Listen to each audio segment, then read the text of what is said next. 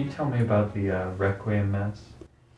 Yes. So John died on a Thursday afternoon, and I came home and I had a caringbridge.org page, and it was one of the hardest things I've ever had to do in my life to send the email out to everybody telling him that John had died. It was very, very hard to do. Broke a lot of hearts.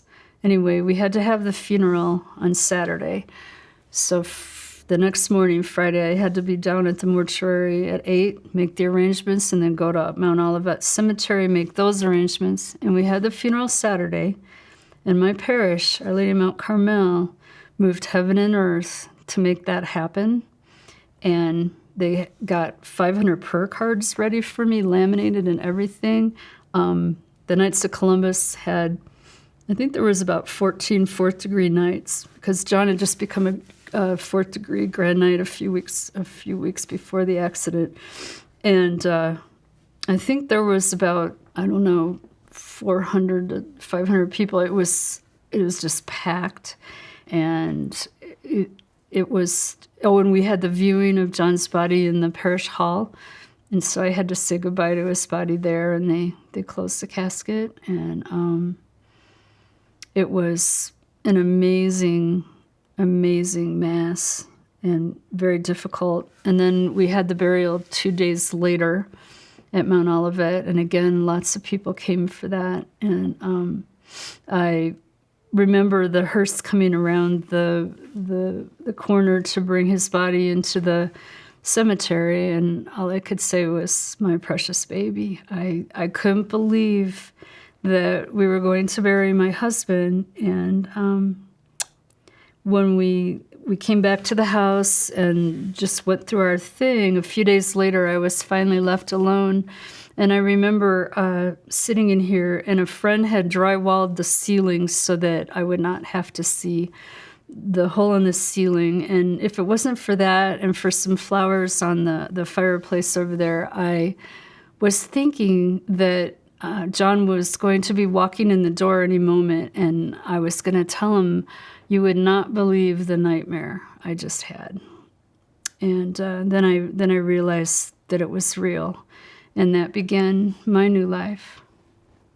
And so I'm writing a book about it, and it's about joy, grief, and hope. Joy of our wonderful marriage, grief of the accident, and probably the first year or so afterwards where I was living on the planet Mars, and hope of crawling out of the well, learning to want to live again, and learning that helping people is the way to heal myself.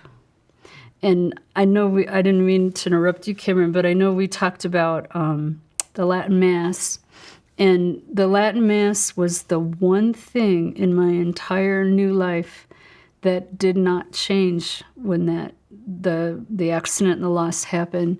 Every relationship changed for me. Every single thing about my life was altered in some way. But the Latin Mass was consistent and stable and brought joy to my heart. Because all of a sudden I was single. I was a widow. I didn't want to be.